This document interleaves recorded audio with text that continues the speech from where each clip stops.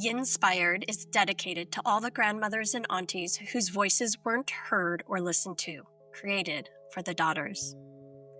Aloha and welcome back to Yinspired, a podcast celebrating different perspectives in Chinese medicine and integrative medicine. I'm your host, Dr. Haunani Chong-Drake, a clinical doctor of acupuncture and Chinese medicine, licensed acupuncturist in the United States, a cultural practitioner and steward, mama, dog mama, and military spouse. Today, we are going to do a solo episode. I decided to do a solo episode because I realized there is a term I keep using with our guests, and I want to take an opportunity to clarify/define and share with you a concept that I have been using in my own life and sharing with others in different spaces from yoga, Ayurveda, East Asian medicine, and I just wanted to make it more public. This is going to be an introduction to the concept of cultural stewardship. The last 20 years, I have been contemplating what is my place, not only in the world and the universe, but what is my place? Why am I drawn to these cultural practices? And while I don't think that there's one answer, over the years, over the decades, I have been in many conversations. I have listened to many other conversations on podcasts and videos and webinars and workshops and trainings of other people also having this conversation,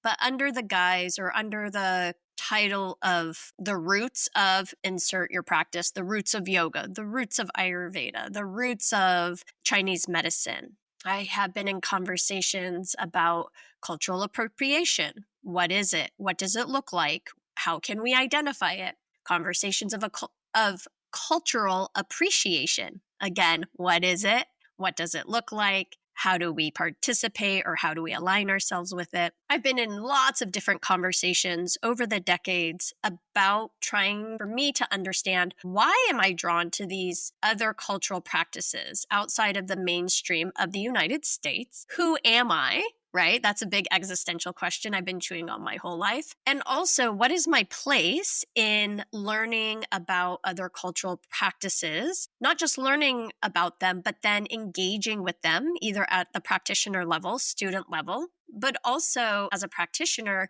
maybe in a more formal or in a teacher, instructor, educator, mentor role.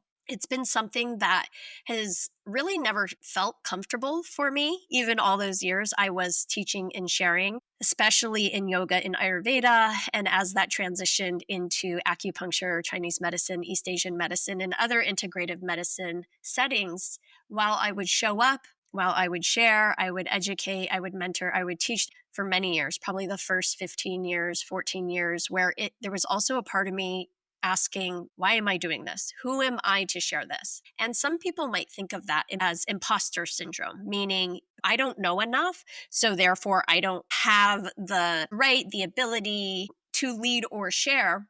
And that was it at the beginning. But I quickly learned that there's different models of learning and educating. As a recovering people pleaser, recovering perfectionist, recovering type A personality go-getter, I found it quite relieving to find out that there were other models of learning and sharing information that didn't require you to be a know-it-all, to know and have all the answers, to be a master, whether you're learning through education and teaching elementary school, middle school, high school, college level. There are different paradigms of sharing information. And it brought me great relief to find out there is a model called the leader-learner model, which means you don't necessarily know it all. You just happen to be slightly ahead of the people that you are sharing with. And that felt relieving. Oh my goodness, this is more me. I am never going to know it all as much as I want to, as much as I crave to have all the knowledge in the world right there at my fingertips. What feels true in my heart, what feels true to me is more this idea of I'm just a few more steps along this road. I've done maybe a little more research, but maybe not. You know, there's a lot of humility and needing to be humble as an instructor, as a teacher, as a practitioner, and recognizing you don't know it all. And so the first big aha moment in letting go or finding more peace with being in a place of power with, when I say a place of power, being put on a pedestal, being asked to be a teacher, to be an instructor, to ask to mentor people, is to recognize I wasn't necessarily needing to know it all and to have all the answers. Phew, what a relief. But I just happened to maybe be a few more steps in front of the person I was guiding, I was sharing information with, I was teaching. Okay. And then I still had the question, but who am I? What is my place? How am I in alignment with all this incredible knowledge that I'm learning? Who am I in the great, vast centuries of people learning and sharing and educating and teaching these cultural practices? Who am I? Where do I fit in that great, huge river of knowledge, of studies, of being a student, being a disciple of? Where does my discipline fall? How do I engage? How do I practice? How do I share? And this is what I'm talking about today. That even deeper question of really, how do I show up learning different cultural practices that I may not have been born into in this lifetime? And yet I am drawn, every cell, my heart, my spirit is drawn to these cultural practices. Where can I find my peace knowing that not only am I drawn to them for intellectual reasons, maybe I read about it and that drew me in, but also just this tug, this internal tug. You don't even know where it comes from. You hear it, you read about it, you see it, and you're going, yes, whatever that is, yes, I want more of that, please. Yes, something deep, deep inside you, maybe it doesn't have a name yet, is telling you to follow this path. That has happened to me so much in my life towards these other cultural practices. And I want to know why. What is my place? How do I be a learner? How do I learn from? But also, if I'm being asked to share or teach, what is my place in sharing or teaching that knowledge in a way that doesn't do more harm, that doesn't strip the knowledge from its roots? How do I give due respect to these practices? Some of them are thousands upon thousands of years old. Some are more recent, but what is my place? So that's what I want to talk to you about today, is this idea of cultural stewardship. This is a term I use. I kind of created it because over the years I would call it different things. And over time, cultural stewardship is the one that resonates most with me now. So I am going to share with you just a little bit more about when you hear me use that term, cultural stewardship, in the Yinspired podcast, you'll have a better idea of where I'm coming from, right? Because this is not really taught in schools. It's not taught in programs. These are conversations I have with friends, with colleagues, with other thinkers, intellectuals, academics who aren't calling it cultural stewardship, but there is a hint of what is our place in sharing cultural practices when we don't come from that particular culture, especially in this life, okay? So as you can tell, one of the assumptions that I live my life on is I do believe in past life. I believe in the continuation of life. I have no proof of that. There's nothing in me. I can't share with you any research. I know there's a lot of new research and emerging research on near-death experiences. There's cultural practices around the world. This is not that conversation, but I want you to know that I do believe in past life, in continuation of soul purpose. I have since I was born. And this is not something I learned from a book or I picked up along the way. I have felt this, I've known this, I have lived my life this way from as long as I can remember. And my mom and my dad, who I have a close relationship to, luckily, can also confirm this, that I have always been speaking in their terms outside of the box for as long as they can remember. So please know that about myself. So when I say in this life, right? What is my place in this life? It is because I do want to give an opening, a space to the possibility that we are drawn to these cultural practices in this particular life, even if we aren't born from those cultures, because possibly in a past life, we spent time in those cultures. And there's a part of us, there's a spirit part of us, there's a soul part of us that remembers, that has a connection and is drawing you back. So when we talk about cultural stewardship, this is a term that has evolved over time. So back when I was a teenager, I was introduced to Ayurveda. Ayurveda is often talked about as a sister science, the healing practices to yoga. Ayurveda is a complete form of medicine from South Asia. And that was what I was introduced to as a teenager, and self-study, nothing formal. And so Ayurveda is in the background of my life. Growing up in the Pacific Northwest, right outside the Seattle area, I was very much influenced by the Native American and First Nation groups of Washington State and British Columbia. I was born into a Hawaiian cultured family, meaning as early as I could be accepted into a hula halau or a hula school. And my family has been deeply involved in perpetuating the Hawaiian culture my whole life. So that's my background. That's what I grew up in. And all of this was it was my everyday, right? Many of you might know that Haunani, my name that I go by, is actually my middle name. It's not my first name. And maybe one day I'll reveal my whole name. But I lived this dual life growing up between on the weekends and after school being called Haunani, and during school being called by whatever nickname I was going by at the time. And so I have this influence growing up between the Hawaiian culture. And I want to be very clear, I am not Hawaiian blooded. I'm an outsider with what I'm going to say is insider privilege, meaning my kumuhula, my hula teacher, who is Hawaiian blood, Kanaka Maoli, opened that invitation for me and my family at a very young age to stay connected and to be stewards, to have a responsibility, a kuleana, an opening to learn and to practice these cultural practices of the Hawaiian people. And so growing up in Washington State area, our particular hula halau, our hula school, was very involved with cultural exchanges with the Native American and First Nations people in the area.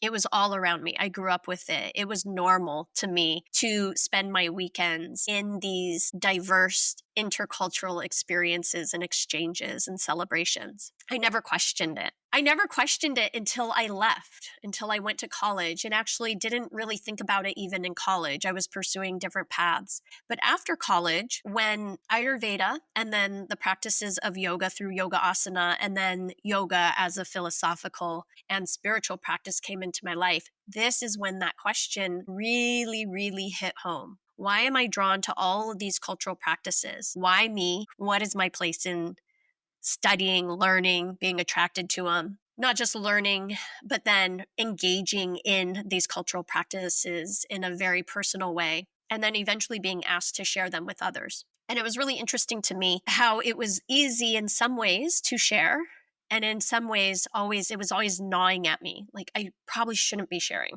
I don't know if I want to share. This feels too personal to share. And I'm just being completely honest. I'm not sure I've ever been this honest. I don't know if a podcast is the place to do it, but I'm practicing being vulnerable. So here we go. So cultural stewardship to me is very controversial. It's controversial because I don't think enough people are talking about it. I think we have topics around it like cultural appropriation, cultural appreciation, colonization, decolonization of practices. And so it can be controversial. I also think talking about controversial things can be deeply healing, and not only healing for the self, but for families, for lineages, for generations, for cultures themselves and societies who practice them, and also for nature, for Earth. Because many of these traditional practices, these cultural practices, are very ecologically based. They have an earth-centric or nature-centric perspective. Or if it's not the center, it is deeply connected to, interwoven into the paradigm of the practices. I also think talking about cultural stewardship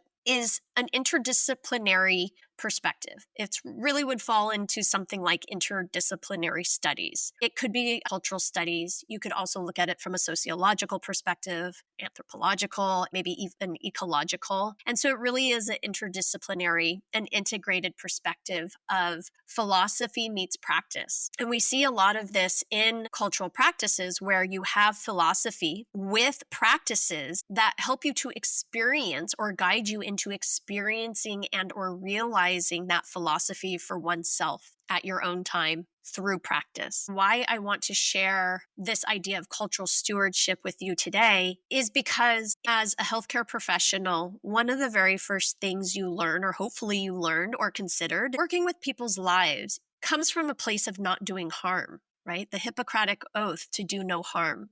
Another way of looking at cultural stewardship as something important to bring into our lives and to practice, not only does it come from a place of doing no harm or embracing reverence for all, but it also requires not just something we think about, something we align with in our heart, but it requires action. So I'd like to share with you these two quotes that really bring it together for me in terms of understanding and having my real aha moment about some of those existential questions I shared with you. And this really came together in 2020, like many things, were split apart in 2020, but also it was a perfect time for a lot of things to mend or to have clarity. And for me, this is one of my big aha moments, was recognizing that it was not my responsibility as an inquisitive, curious person, but also an engaged practitioner and also an educator or mentor. It was not my responsibility to know it all and to have all the answers, but it was my responsibility to tend to the garden of knowledge, to tend to these cultural practices. And that's really when I started using the term cultural stewardship, where this was not about recreating anything. In Ayurveda and yoga, there is this beautiful Sanskrit term, iramna mama. This is not mine. I learned this from one of my teachers. Just say that again and again, thinking about the practices you engage in, whether it's Reiki, whether it's surgery, whether it's chiropractic, whether it's pelvic care, whether it's Chinese medicine, yoga, Ayurveda, you name it. There's so many of you. There's so many ways to be a helper, so many ways to engage and fulfill that healer archetype you were born with. But to just remind yourself day in and day out, this is not mine. I did not create this. That's a really humbling place to be, but one of great reverence and one of great humility to just sit with that. So I want to give you a moment. You might say it in your head and just notice what that feels like in your body and the sensations that you experience when you whisper it or you say it in your own space. This is not mine. But also to say it out loud with me, right? Thinking of the practices you engage with. This is not mine. Idam na mama. This is not mine. Say it. Every time I say that, my heart just opens up. It feels so much relief. And when it opens up, it also aligns me with that part of myself that does know what it's here to do, what I am in alignment with, who I work for. And I'll give you a hint. For me, I don't work for anyone but that beautiful, great version of spirit. Some people call it God. Some people call it Allah. There's so many names for it. Some call it the Tao. But when you do certain practices again and again, you have a connection with something. Mother Earth, Guan Yin, who is it, right? I just call that great big force in my life, Ma, Mother, the Great Mother. So when I say this is not mine and I let myself feel and I feel my heart open, I also feel her. And she's right there. And she's going, thank you for remembering that. And it reminds me to become a vessel. I don't have to create anything. I'm not supposed to know it all. I'm just here to be a vehicle. I'm here to tend to this garden of knowledge that has already been created. Another very freeing piece of wisdom that I get more from my Hawaiian halau school, hula halau, is from my kumu, my teacher. And it's a Hawaiian proverb. A'ohe pau ka ike ka halau ho'okahi. Not all knowledge comes from one school. Boom, my heart again exploded, my head exploded, and it felt like the cosmic, the spiritual, the permission I was needing to hear from something bigger than myself to remind me there's a reason why I've been drawn to these cultural practices. There's a reason why I light up in a different way when I sit with this information, when I read it, when I watch it, when I'm steeped in it. And so these two pieces of wisdom coming together really helped to solidify for me what cultural stewardship is. Recognizing so many of us, especially in the United States and around the globe, are drawn to cultural practices that we weren't born from in this lifetime, right? Some of you grew up with them, but a lot of us were not, we were considered the black sheep of the family, right? You were the one who took the path less taken. and you may have felt odd or different or never quite fit in, right? Or maybe you fit in externally, but internally there was not this feeling of belonging. I get you. I see you. I hear you. And to recognize that we have this opportunity, this beautiful opportunity in this lifetime where all the world's knowledge is literally in our back pockets, in our cell phones. We have all this knowledge from all over the world. And what is our place with it? How do we use it in a way that maintains integrity, that does no harm, that embraces the reverence for it? And for me, that's what cultural stewardship is. It's not about having to know it all. It's not about creating anything, right? This was not yours. The knowledge that you are filtering through that you've learned is not yours. Even if you've learned all these other practices from all different places and you bring it together, that's still not yours. You're still learning it from another source. And so cultural stewardship is that tending to, is the recognition that this is not mine. It may come from different areas, from different cultures that I'm not from, but I do have a responsibility to give credit where credit is due, to recognize the interconnectedness of it, to have dignity around it, right? To respect it, to show it respect, to show it dignity. And when I say it, that cultural practice you're engaging in. So let's define cultural stewardship for a moment. It comes from my heart. It comes from my spirit. That this was the hardest part when I was asked to put together a more formal conversation and lecture about it. But I was glad I was asked to do this, because once I started digging into the different definitions of what cultural means and what stewardship means, it really hit the mark. I was like, yeah, this is what I'm talking about. There's so many different ways to define cultural, right?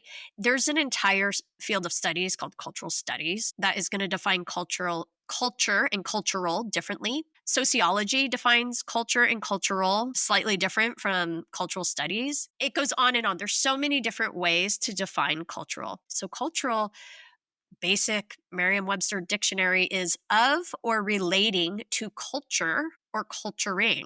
So then we have to look at the term culture, right? And again, if we look at Merriam-Webster, there's actually several different ways they define culture, but all of these will make sense to you. They will resonate with you. The customary beliefs, social forms, material traits of a racial, religious, or social group, right? Examples of that. These would be like the everyday features or characters of a people in a particular place or time.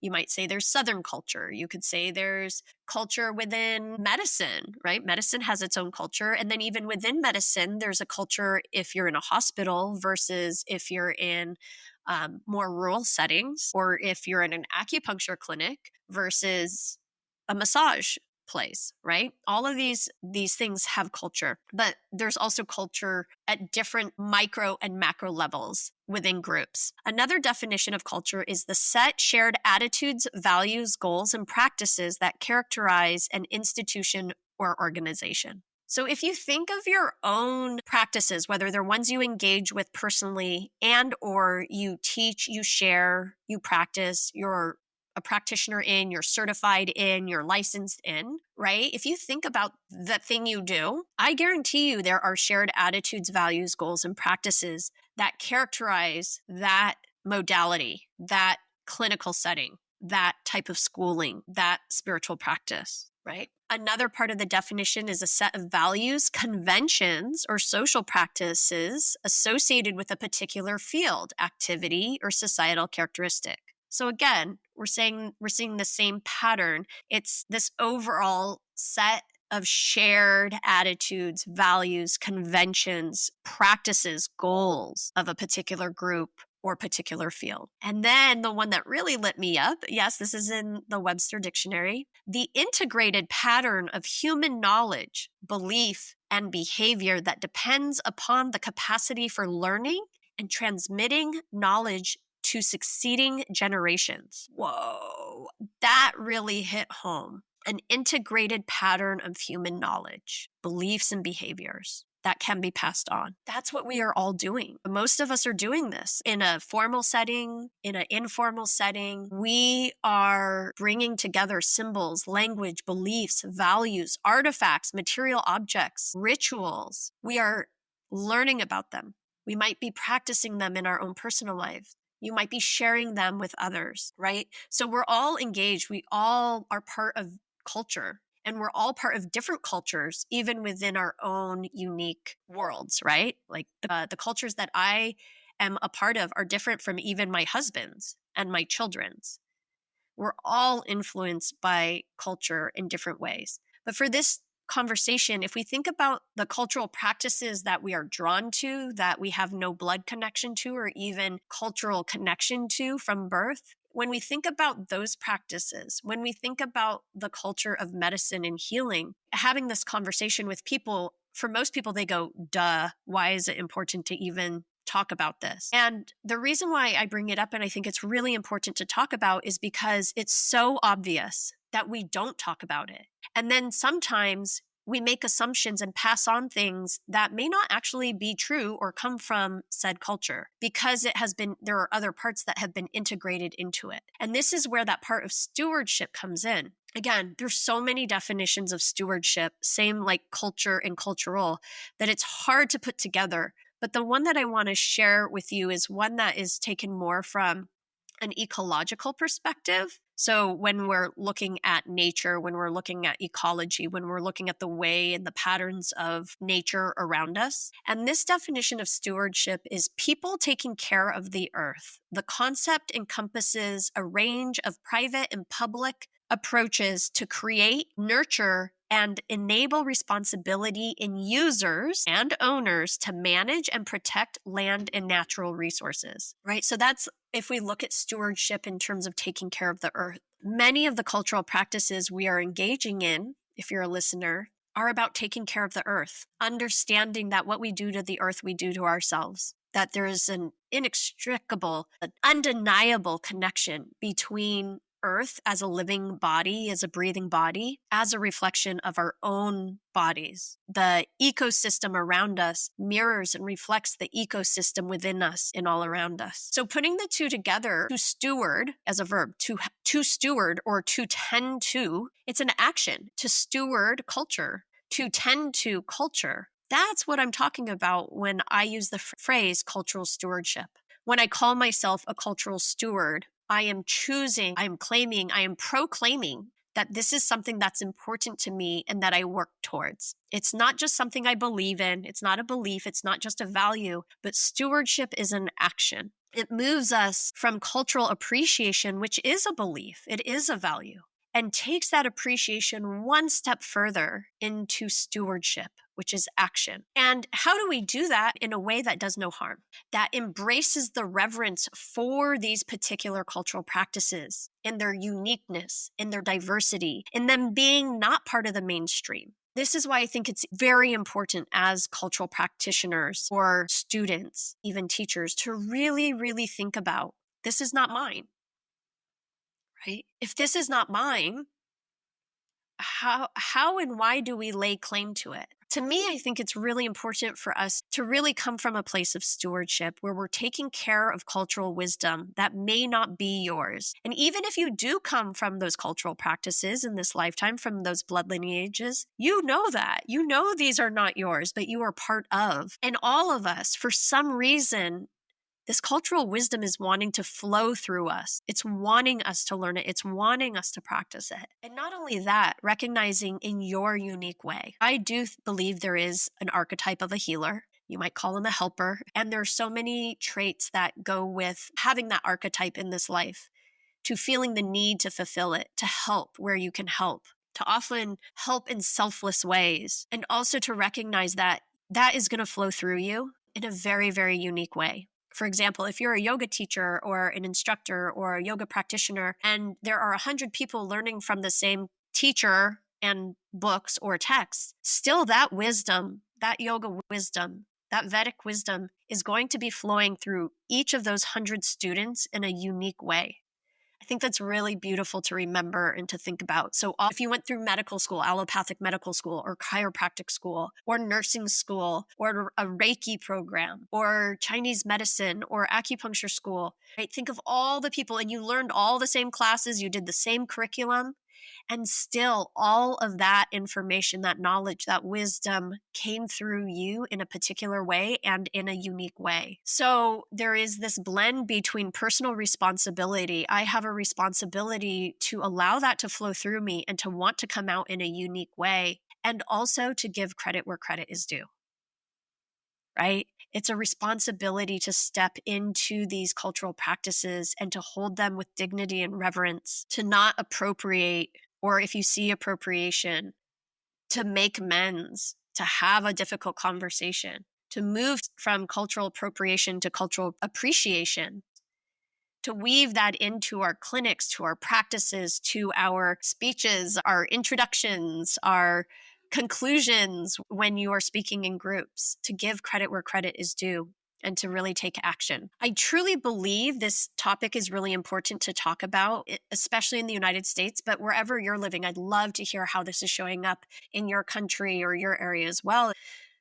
We also have our own unique cultural pressures from where you're living. Consumerism, capitalism, branding, this push to have your own style of something, right? Or your own brand, repackaging something that you've learned or bringing together. We live in this incredible time where you can learn about cultural practices from all over the world, one every day for the rest of your life, and you'd still not know them all. And the way that those come together for you and make sense for you, there is this pressure in the United States for you to repackage it and rebrand it and give it a trademark and do all these parts to make it your own so no one else steals it. But keep in mind that that is fear-based, right? There's nothing wrong with fear. Fear is an important emotion. But if we begin to only act out of our fear-based motivations, we easily fall into some of the patterns, at least in the United States, where people have repackaged cultural practices, given it a new name, and have not given credit where credit is due, to the point where it creates a deep confusion, both for the people who those practices come from, right? The root or the places where those cultural practices come from, but also for those who then are learning from that new repackaged way. And I'm going to give you an example of that in a second. And is that harmful? I have a perspective that I think it is harmful when we do not give credit where credit is due. We repackage it, we give it a new name. It creates this idea that it is separate from its roots. It takes away from the culture it came from, and that's stealing, right? That's appropriating. If it's done specifically for fear-based, not wanting to associate yourself with a particular culture because of othering, then you start to move into colonialism, right? Hey friends, I'm jumping in here to give you an example of this because I realized I forgot to share an example during the live recording. An example of this is dry needling. Look at all this research. Dry needling is a form of acupuncture. I've spent the last 3 years spending a lot of time learning about the history, origins, and current relationship between this concept of dry needling and acupuncture. Here's the proof. Here's my dry needling notebook. If you don't think I've been researching this, just look at that video or look at the video version of this. Dry needling was first packaged and presented in workshops and became more popular in the physical therapy world in the 1980s. Some of the main proponents of this quote-unquote new acupuncture system named it dry needling acupuncture to differentiate it from needling that used hypodermic or solution-based needling where you would inject a solution into the muscle. If you look at old dry needling handbooks and reference books, that's what they called it, dry needling acupuncture. And one of the main proponents, like Yuntel Ma, was a licensed acupuncturist. Over time, at some point, they dropped the acupuncture part of dry needling acupuncture and just started calling it dry needling. In all the ways you dissect dry needling, you can see it is a form of acupuncture.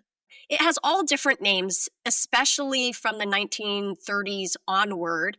In all the ways you dissect dry needling, you can see it is a form of acupuncture. Whether you are giving it a new name, whether you are rebranding it, or whether you're repackaging it as something new of yours so that you can sell, it is still the practice of inserting these filiform needles, solid needles into the body for physiological reasons, to improve physiological function or reduce pain. If you look at all the initial research of dry needling, their sources cited come from acupuncture research. This is just to point out how powerful rebranding can be. Today, people who learn dry needling from their physical therapy courses or dry needling courses are told dry needling is not acupuncture. And they just believe it because they don't know. They don't do the research. And again, they might give it different names, trigger point needling or intramuscular stimulation, but they're still using acupuncture needles. They will say it's not acupuncture for a variety of reasons. Most of it is for language, translating language, using more modern anatomical language rather than Chinese terms. But even if you look back in old classical Chinese texts, there are names for these trigger points, for these pain points, and it talks about all the different ways you can stimulate it for physiology or to reduce pain. The difference is acupuncture college and programs are going to study 3 to 4 years. A dry needling course, maybe a weekend course, 30 hours, maybe 40 hours, 70 hours at best. Okay. This is the prime example of what happens when you don't cite your sources, when you disconnect from the roots. You begin to confuse not only the practitioners, but you confuse the public itself. Okay. I'll be honest. I didn't know what dry needling was when I was a practitioner. I was like, what is this? It's got to be acupuncture. I'm watching it. They're using acupuncture needles, right? And then I learned what dry needling was. And I was like, oh, I learned dry needling in school. We just called it orthopedic acupuncture or sports medicine acupuncture, pain control acupuncture. So it's really an interesting conversation, right? I would love to find a physical therapist who wants to talk about dry needling and not to prove anyone right or wrong, but to have a real conversation about what is going on and why people don't think dry needling is part of acupuncture. So if you know that person, send them my way. From my perspective, dry needling is the perfect example of what goes on when cultural stewardship is not practice. Other things that are pressuring us to not be stewards or cultural stewards are other people's definition of success, other people's definition of achievement, might be even your own definition of success and achievement, right? That somehow if you need to repackage something or rebrand it just so that you can make your first million, I want you to stop and question, is that fear-based? Can you still do that and still give credit where credit is due in terms of what you're repackaging? In healthcare, there is this term called evidence-based medicine. And one of the things you'll learn in any form of science, in any form of medicine, is you learn this the first day of school. You learn this in the first day of undergraduate school. You're reminded of it in your master's program, in your PhD programs, in your doctoral programs, is to cite your sources. If you do not cite your sources in any academic setting, if you use someone else's work without citing sources, it's called plagiarism. And yet, when it comes to cultural practices, I see this left, right, up, down, everywhere I've gone around the globe, is people using other cultural practices, rebranding it, and not citing their sources, calling it their own. In my eyes, this is a version of plagiarism. If you do not cite your sources, if you do not give credit where credit is due for these cultural practices that you have learned, that you've read about, that you've engaged in, that you've practiced, I think you are creating harm. You're stealing from either someone else, you're stealing from another culture. As a human, where we follow these cultural practices of citing sources and giving credit where credit is due so you can follow the lineage and line of where that information came from, I think it is absolutely important to do so. So even in cultural practices, whether you engage them personally, but especially when you begin to share them with others, when you begin to teach, when you create blogs, when you're doing podcasts, it's so important to cite your sources. Even when you rebrand, even when you trademark, even when you repackage, to give credit where credit is due. When we don't do that, when we repackage without giving credit where credit is due, where we don't cite our sources, it leads to erasure of language, to cultural language, to symbols, to beliefs, to values, to artifacts and rituals. And that erasure of those cultural practices is very detrimental for groups of people, entire lineages of people. And I know you don't want to do harm. I know that about you. You're a healer. You are a helper. You do not want to do harm. That hurts you to even think. And I'm not saying this out of shame or guilt. Man, I've sat with that for decades. But this is why I also think it's important to have an open conversation and to hear from you, right? We don't want to erase languages. We don't want there to be, I don't know, maybe you do. I can't speak for you, but I sure as heck know from the cultural practices that I was raised in, was raised around, it was all about maintaining language, maintaining symbols, maintaining beliefs and values and artifacts and rituals, especially when they were so different from everything else around me. It was even more important to maintain the integrity and the dignity of those cultural practices. They're not for me to change. It's not mine in the first place, right? So again, we need to ask ourselves, what is my role? What is my role in these cultural practices? I would really love for you to think about ways that you might begin to engage, align yourself with practicing, putting into action your appreciation for certain cultural practices, wisdom, knowledge. Take that appreciation and how can you bring it more into action? The first step is to even think about, how does cultural stewardship, how would you define it? How do you tend to cultural wisdom? Contemplate, why is it important to consider this is not mine? And how that informs who you are as a teacher and how you share. Why is it important to act as a steward of cultural wisdom? What happens if we don't act as stewards? If we don't tend to that garden of cultural wisdom? That's where I'd like us to start. I would love to hear from you. I will make sure to put those questions, those self-reflective questions, in the show notes as well. And if you'd like to share anything that landed with you from this episode, go to the show notes. There's a place for you to comment. There's a place for you to reflect. You don't have to agree with me either. I would love to hear your perspective.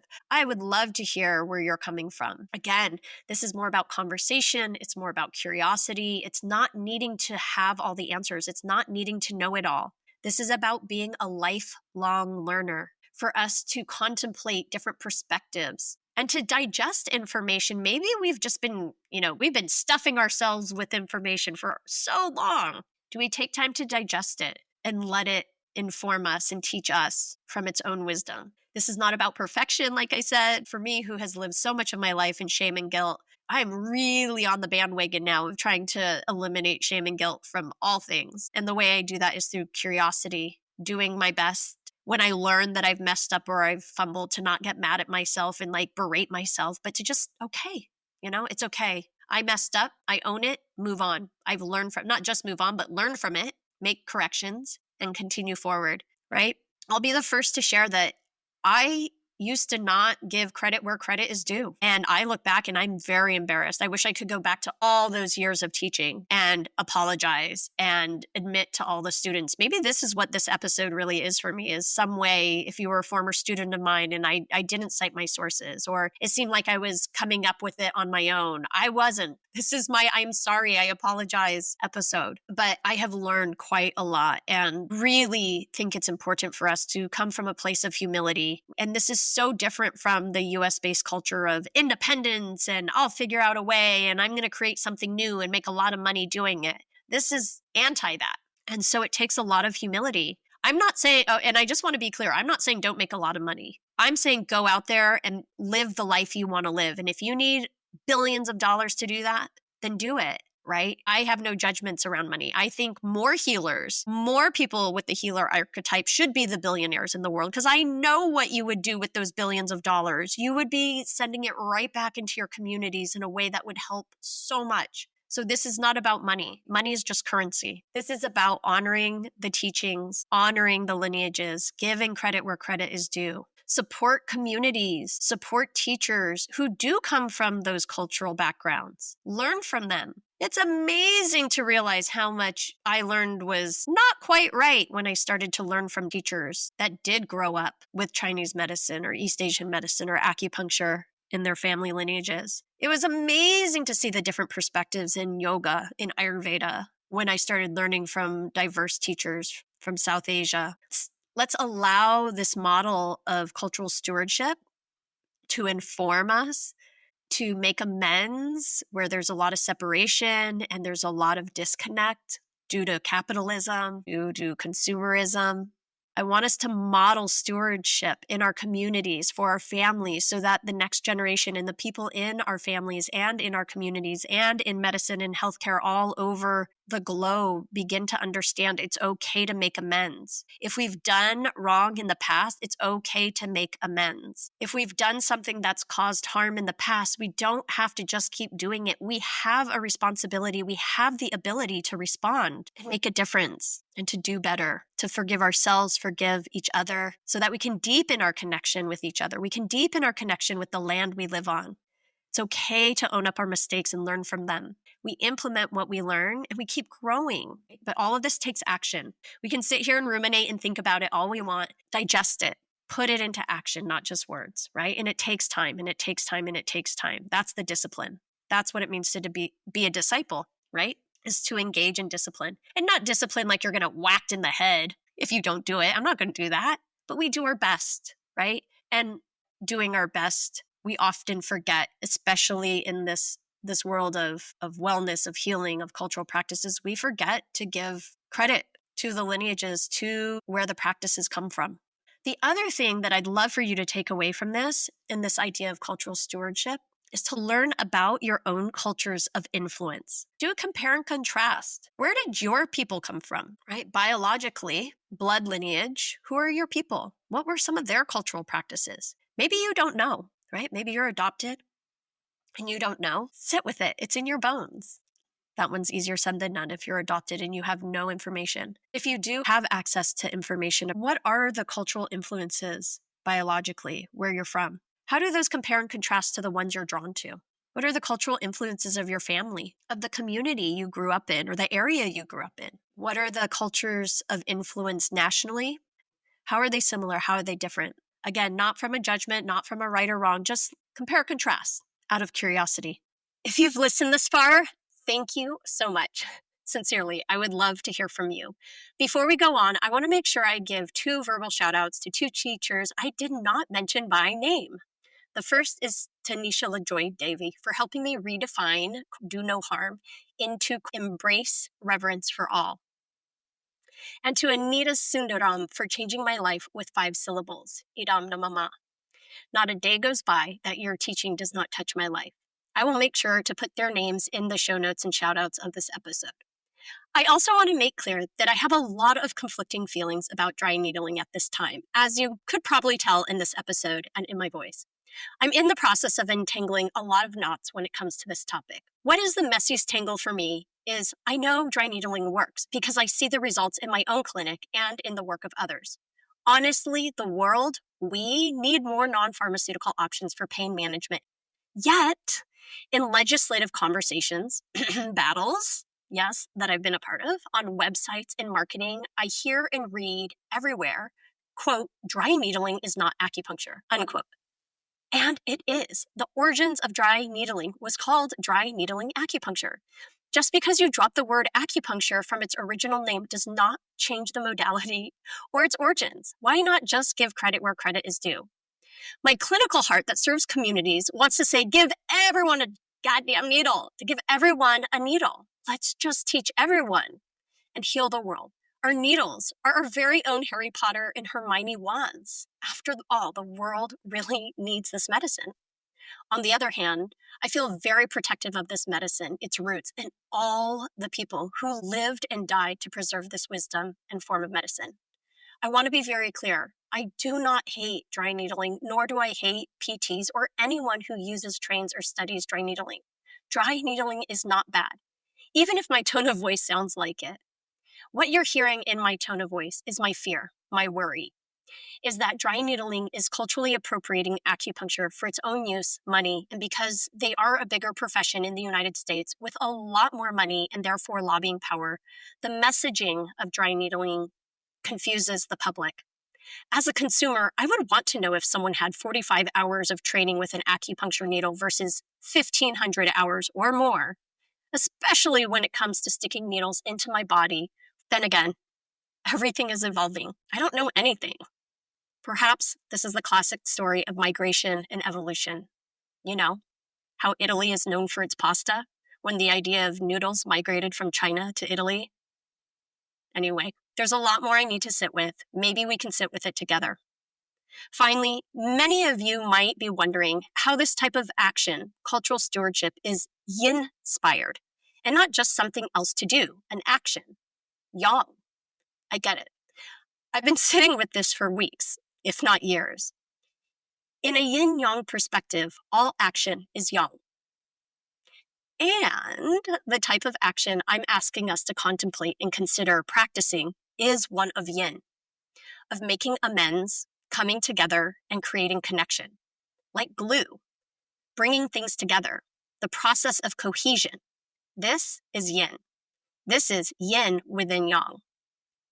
Almost like a mama bear defending her baby cubs, a mom reprimanding her child out of love. These are yang in nature, but there is a strong inner presence of yin as well. Yin within yang. Let's just sit with that together. Thank you for joining me today for this solo episode. If you enjoyed this episode, please subscribe and share it with someone who would appreciate it. If you would like to continue this conversation, if you have questions for me or want to explore more, please visit substack.com. That's substack.com and look for Yinspired. That is Yinspired. It's free to subscribe, and you'll receive every new episode plus access to transcripts, show notes, resources, and the opportunity to join the discussion. From my heart to yours, create a day you love. This podcast is for entertainment, education, and inspirational purposes only. Nothing in this podcast is diagnostic or direct medical advice and does not establish a practitioner-patient relationship. Seek care from a highly trained medical provider for your healthcare concerns.